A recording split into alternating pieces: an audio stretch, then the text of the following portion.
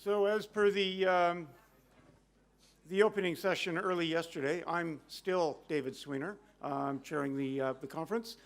And what we're going to do for the final session is I will do a couple of housekeeping things, make some of my own comments, which I'm allowed to do because I'm the chair of the session, and then we will start with Will and Terry giving an overview, rapporteurs of what happened, followed by personal reflections. And we'll just come back along this way, at which point the conference is sort of over, but only the formal parts. The informal parts are the interesting parts that are happening out in the hallway, will continue to happen, will happen after all of this is formally over.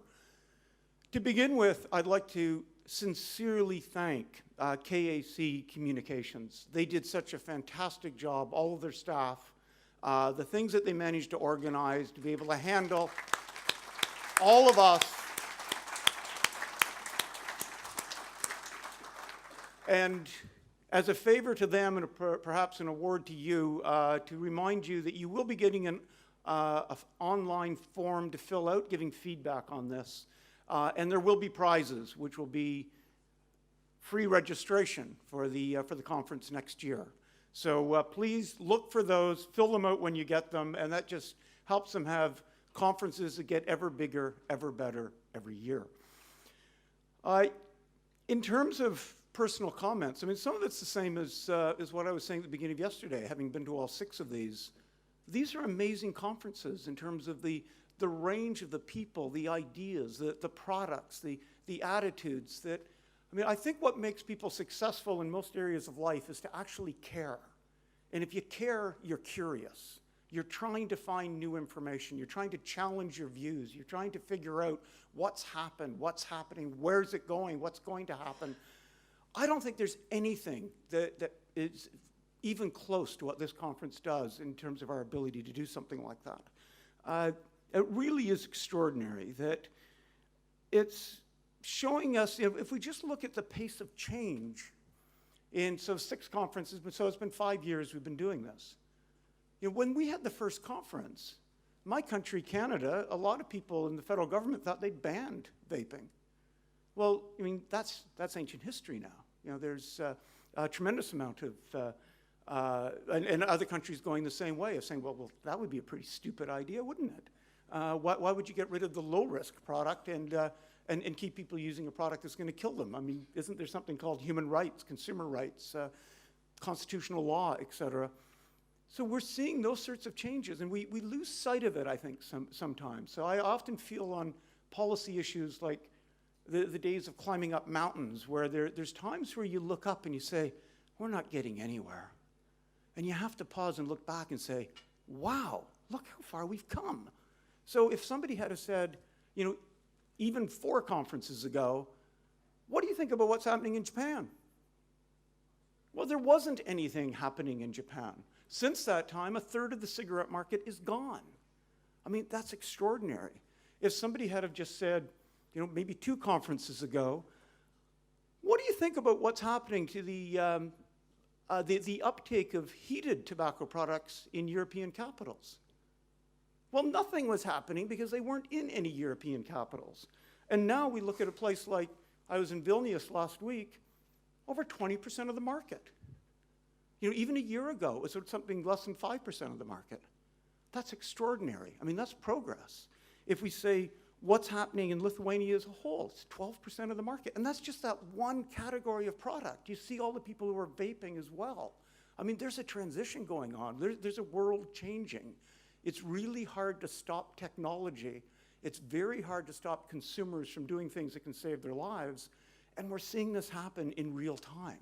And being at these conferences, we get to see that sort of thing to say, how many cities now in the world have had over 10% of the cigarette market disappear by people moving to non-combustion products since the time these conferences started? Since the last 2 years. And it's a long list. I mean, that's really extraordinary.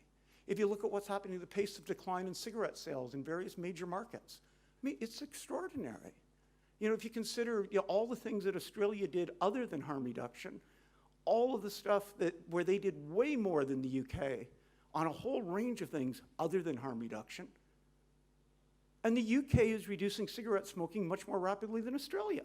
I mean, that's interesting, and that's happening in real time while we've been having these conferences. So I think the where are we is really fascinating because we really have accomplished quite a lot.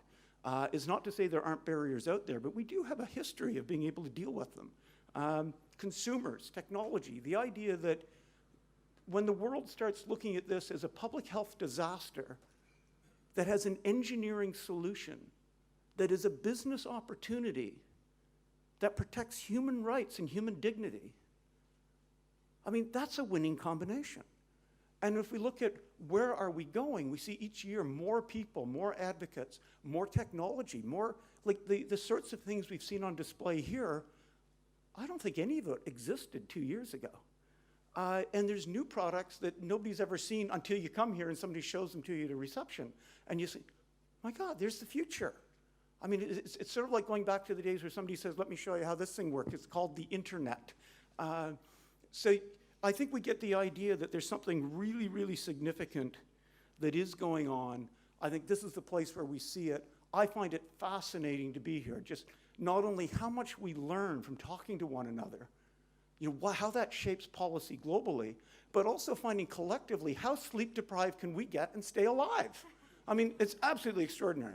So I will now move to Will to start his comments, and we're just going to move down along the line, and then we're all going to be free to do some more brainstorming. Am I audible? Yeah. Okay.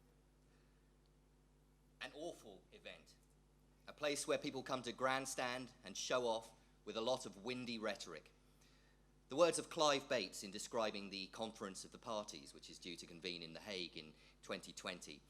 At this conference, it was time to talk much more usefully about nicotine, but talking only works if accompanied by listening. I think I'm going to learn a lot more than I'm going to be able to give, said Australian politician Fiona Patten. I'm going to be sucking in a lot more than I'm giving out, and I do inhale myself. A healthy attitude which many here shared, and listeners were left in no doubt of the scale of our challenges, the bad policies, lies, and hostility that tobacco harm reduction faces around the world. In what other realm, wondered David Sweanor earlier, do we permit a really deadly product but try to restrict access to safer ones? The death of truth is very real. We know, said Jerry Stimson, that it's not arguments about facts and evidence, but it runs much deeper than that. Think of the children, is the politician's refrain, as Evelyn Hondius of Dutch consumer group Akvoda expressed. And as Clive put it, they have used the kids' issue absolutely ruthlessly. Essentially, where their heading is to treat harm reduction products exactly the same as combustible tobacco, and I hate to say that they're doing quite well with that agenda. This is a battle we're losing, agreed Saul Schiffman, and losing badly. We're being outplayed in the US. Worldwide, tobacco harm reduction advocates are up against it. Joseph Magero, winner here of INCO's Outstanding Consumer Advocate Award and chair of Africa's Campaign for Safer Alternatives, described ostracization from the public health community, lack of funding, lack of locally applicable research, and, as he put it, the World Health Organization and tobacco-free kids decide in matters of regulation. His challenges are mirrored by those of advocates we heard from Mexico to India, all as 7 million people continue to die annually from smoking-related causes. The good news. As Michael Russell Award winner David Abrams put it, technology means that for the first time in 120 years, we could eliminate the death and disease caused by the cigarette rolling machine. And he said, I believe we will. This cause is bolstered by the work of many heavyweight scientists, and fortunately, this conference has been full of people better equipped to understand their work than I am.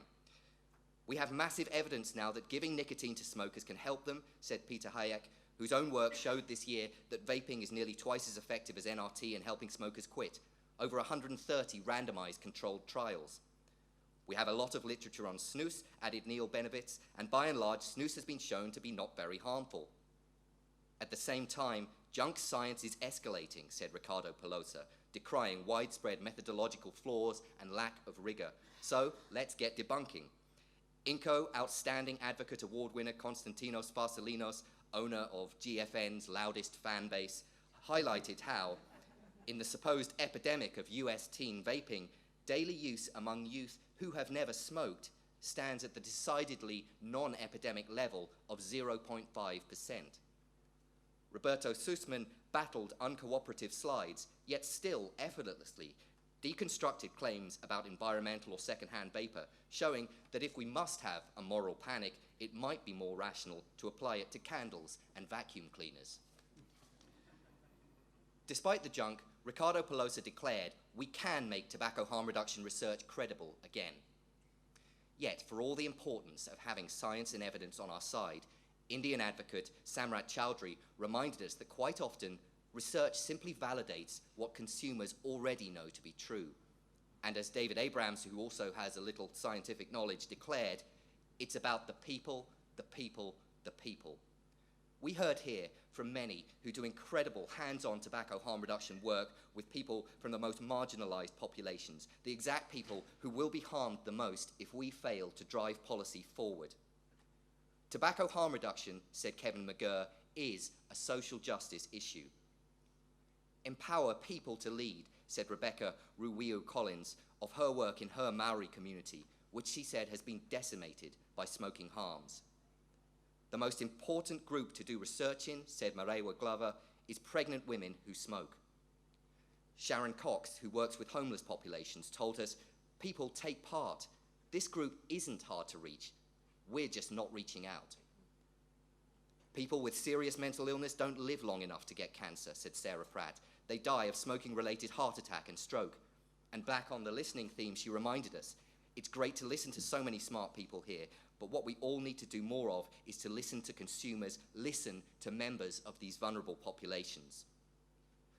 With the clock ticking on far too many lives, there's huge pressure to get our advocacy right. Advocacy tips have included get organized, network. Don't be too clever, but communicate your lived experience. And be inclusive. You are not in competition with people on the same side as you. Be advocates for the entire category of non-combustible products rather than highlighting differences between them. The need to learn from the winning strategies of the wider harm reduction movement in the past is a point that's been made by many. Fiona Patton also stressed, money talks. If you can talk about the health economics of new nicotine delivery systems, particularly for conservatives, it is those messages that can work. When it comes to politicians who refuse to recognize the evidence, suggested David, challenge them, ridicule them, get people to laugh at them is what's necessary. GFN 2019 has not only been a tribute to the hard work of its organizers, but a celebration of the fast-growing scale and of the rich and diverse array of talents of this movement. Just how well can we leverage all of those things in the year ahead? Thank you. Wow. Thank you. Terry. What a hard act to follow. He was paying attention. That's right. I mean, between Will just now and the last session, probably everything I wanted to say has been said.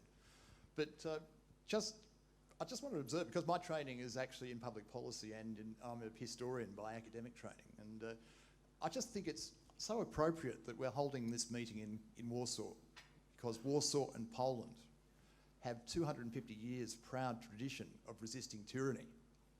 And that's effectively what GFN is all about. It is resisting tyranny. It is a beacon of light in a sea of darkness. And I think we were touching on that in the last session. It's very important, I think, to have meetings like this and to fill in the gaps in terms of not just knowledge, but also relationships. And I think one of the important things that came out for me, especially was in the session yesterday, the consumer session, where it was clear that consumers here felt that there needed to be better engagement between themselves and researchers in the scientific community. I mean, Will's right. I mean, we've all got to advocate together, but we've also got to work together. And it's important that scientists talk to consumers and consumers talk to scientists and not talk at each other. And I think that's something that's very important. The other thing that struck me was the session this morning about the most disadvantaged groups in our society and their access to THR. I think it's important on consumers here who, I guess, on the whole, are from relatively comfortable middle-class backgrounds, to actually stand up for their brothers and sisters who don't have those advantages, the mentally ill, the homeless, the poverty-stricken. It struck me this morning that the thing that perhaps in terms of policy and delivering services and programs is that it's getting those marginalised people into off smoking, into THR, but helping them with that initial cost, that initial investment. I mean, I think the point that was made about in the UK that £5 to £10 is about as much as people could afford to get going is something that we really have to think about, because I think it's a duty for all of us to look out for those who can't look out as easily for themselves. And so that's certainly a big message that I'm taking away from this. I think the other thing, well, two other things. I think Ricardo Pelosa's talk this morning about the sloppiness of the science and the way that is allowed to happen. It's allowed to happen because those who want it to happen let it happen. We won't mention names. We did that in the last session. But if they're listening or watching, hello. I think we do need to ensure that not only the rigour of the critics is brought up to the mark, and that failings to deliver are called out. It's also incumbent on ourselves. And if we're going to actually win this intellectual, this scientific, this policy debate, we need to make sure that we are above suspicion as far as our opponents go. We don't want to give them an in by being sloppy in our own science, being sloppy in our own arguments and their own policy. And that's certainly, if you're making a political case, and that's my background, the strength of not just the evidence, but the way the evidence is presented is absolutely essential.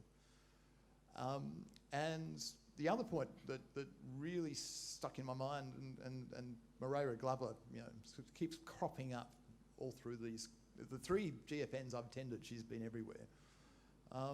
Well, I think she made some excellent points yesterday about funding, and I think we have to get away, and we have to persuade those who are covering this area to get away from the notion that simply because of a funding source, high quality work must be discounted or discarded. I think that is absolutely counterproductive to the cause here. I think industry is as Moira Gilchrist was actually pointing out very carefully yesterday, is trying to do the right thing. Frankly, to get them out of the evil cigarette business into something that is better, I don't think that's a policy no-brainer to me.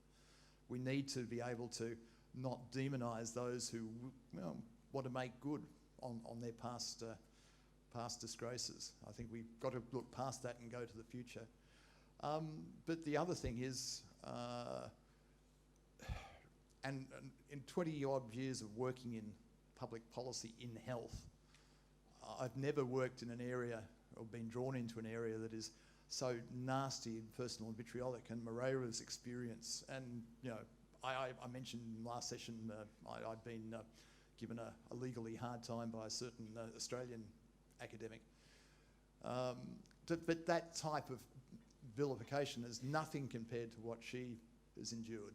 And if basically this is going to be reduced to ad hominem attacks on people of competence, of integrity and of reputation, I actually think that's a good, going to David's point, I actually think that's a good sign for the future. It means that they are afraid of what they are hearing. They believe that they are on the losing end of the argument ultimately. And it's a question of staying the course. And in Australia, for instance, it may be that course is a long time down the track, but I think there is hope, as David was saying. And the other thing, finally, is that I was very taken by the Michael Russell oration with Dr. Ron Dworkin. I think some people might have wondered why was an anaesthetist coming and talking at a THR conference, but I actually thought he made some very good points, and it was an insight that I took away from it, that he crystallised something for me that in the 4 or 5 years I've been in this space, I've been almost got but never quite got.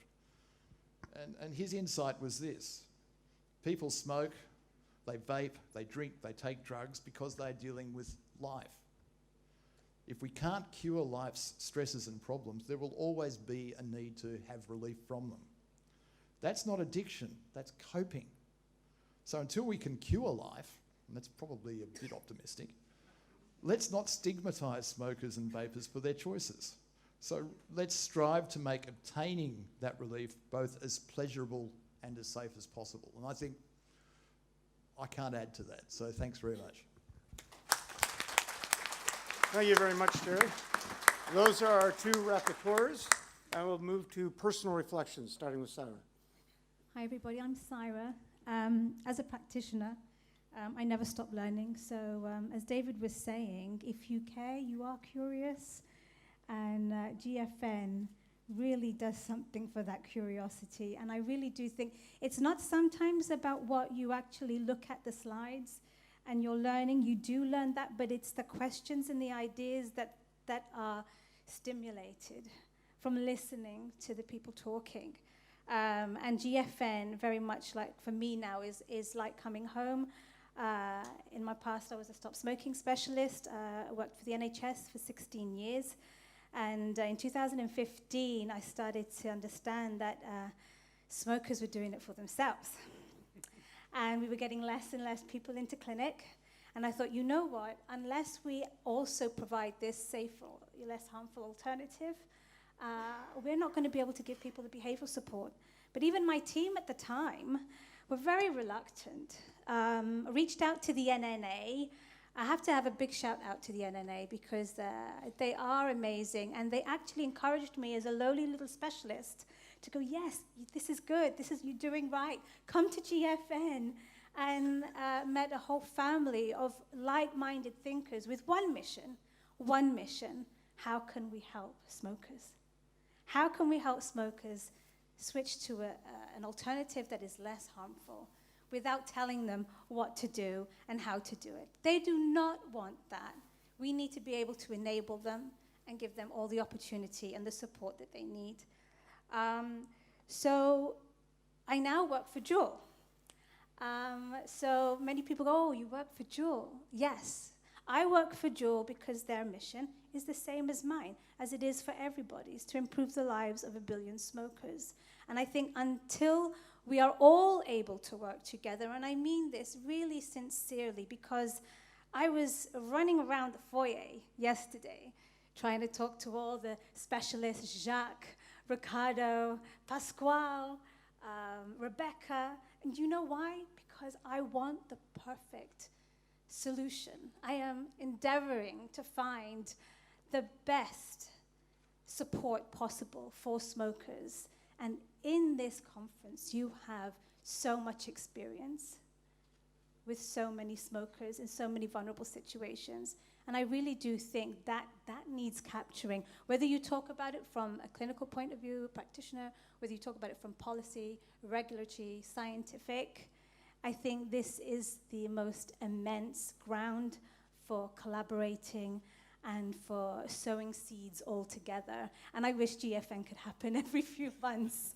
But 2 things that for me really stood out was very much Pooja was saying something on the first day, on Thursday, and she said there's an immense difference between policy and practice within the medical profession. And she said this is because they are all so busy. They do not have the time to read this all. We really need to take the facts to them, the 95% less harmful to them, because only a small percentage of them know that.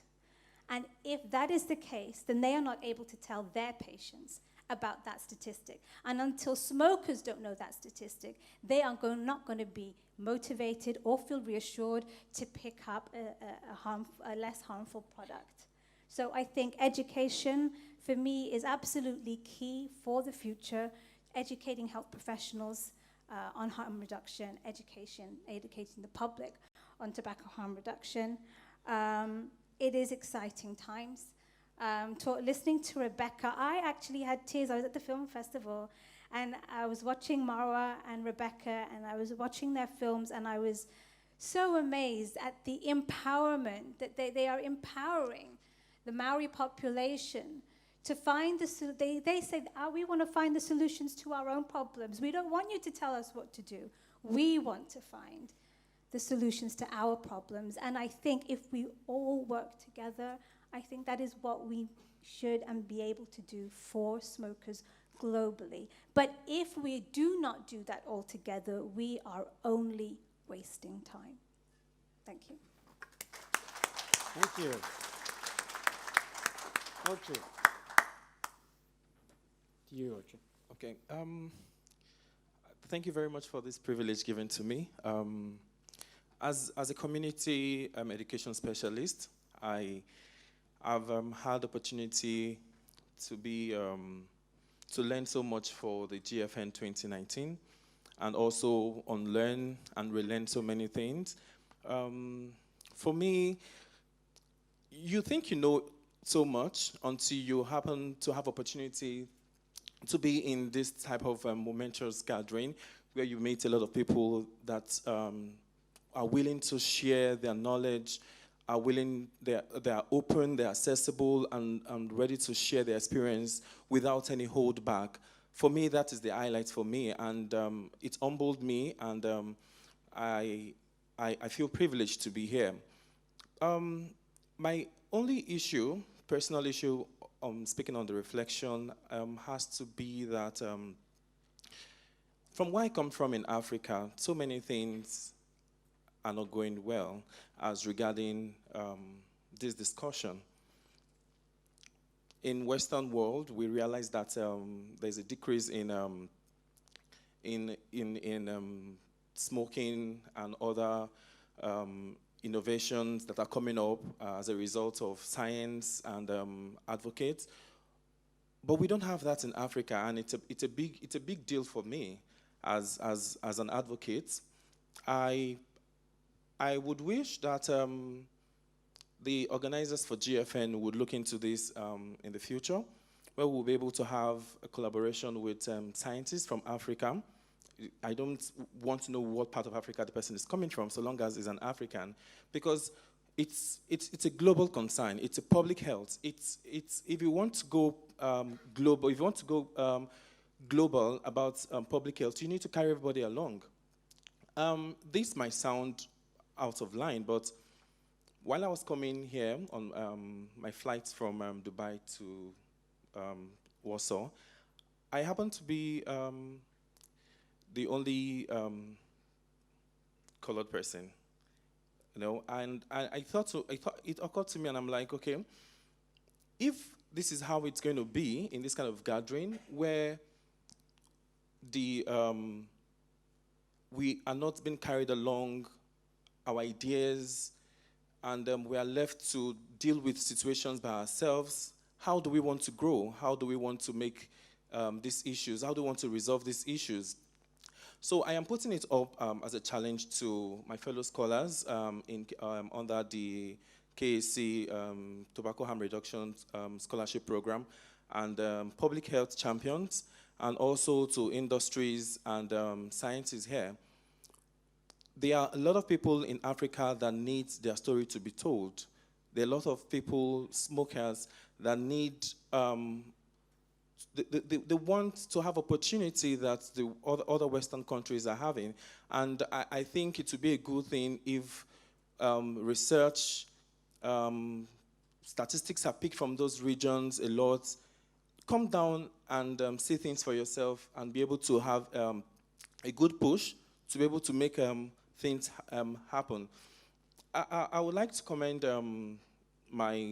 my chairman, who is in the crowd there, in person of Joseph Magero.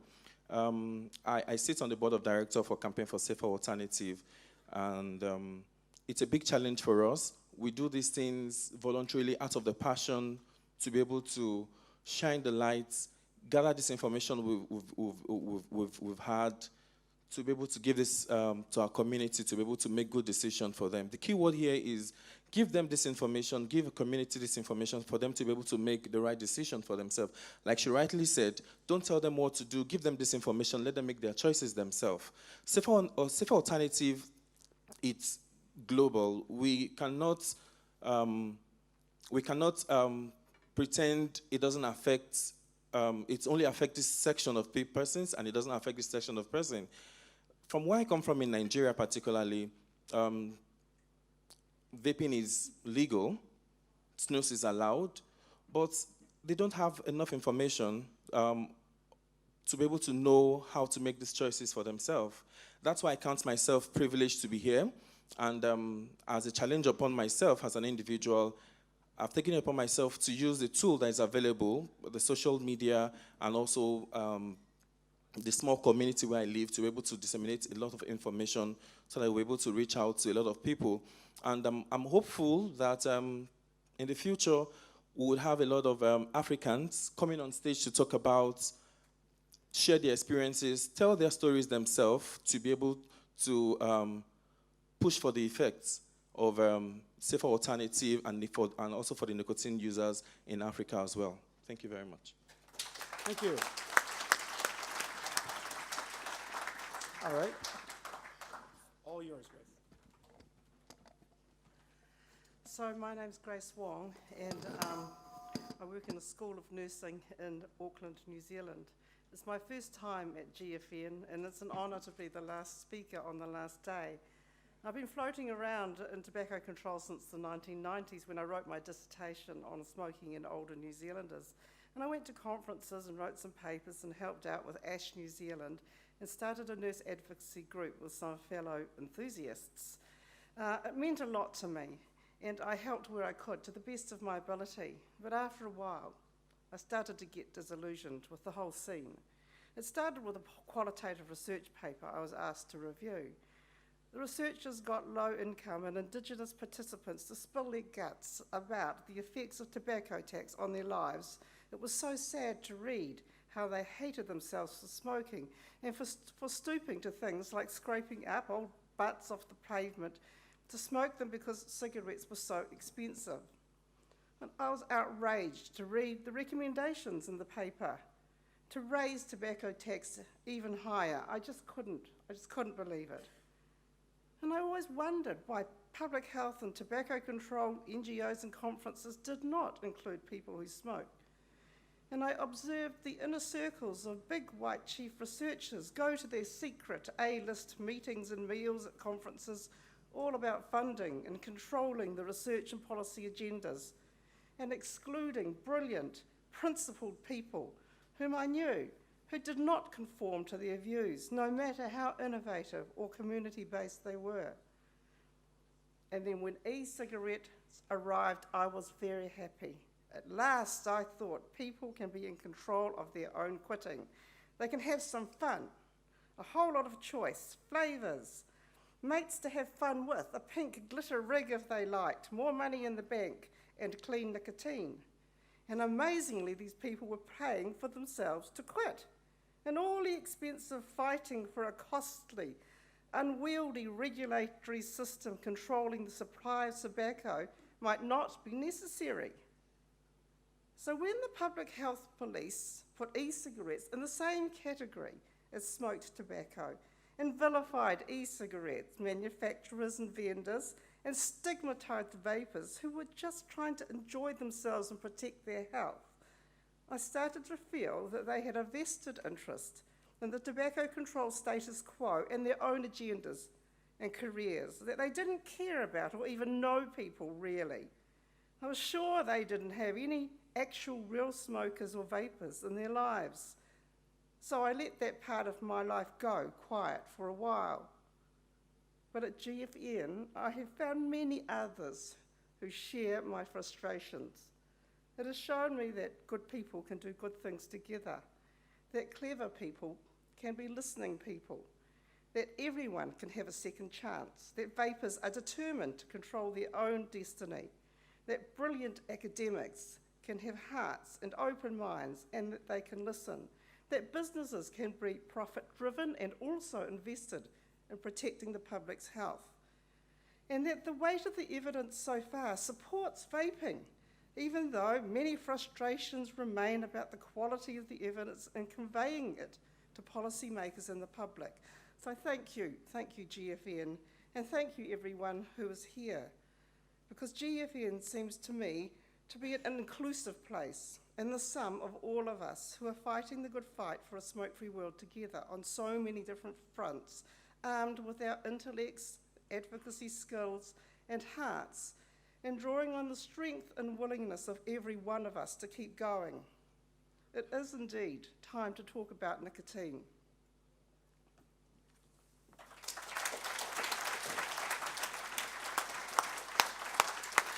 Thank you very, very much to all of you. Closing thought that the principles of the Inquisition are something that we face on this issue, but we face as a rising tide globally, many governments and many issues. The principles of the Enlightenment are what we've just been seeing here. The Enlightenment works. There's cause for optimism. We're accomplishing great things. We've got big obstacles. We know ways to deal with them. See you all next year. Thank you.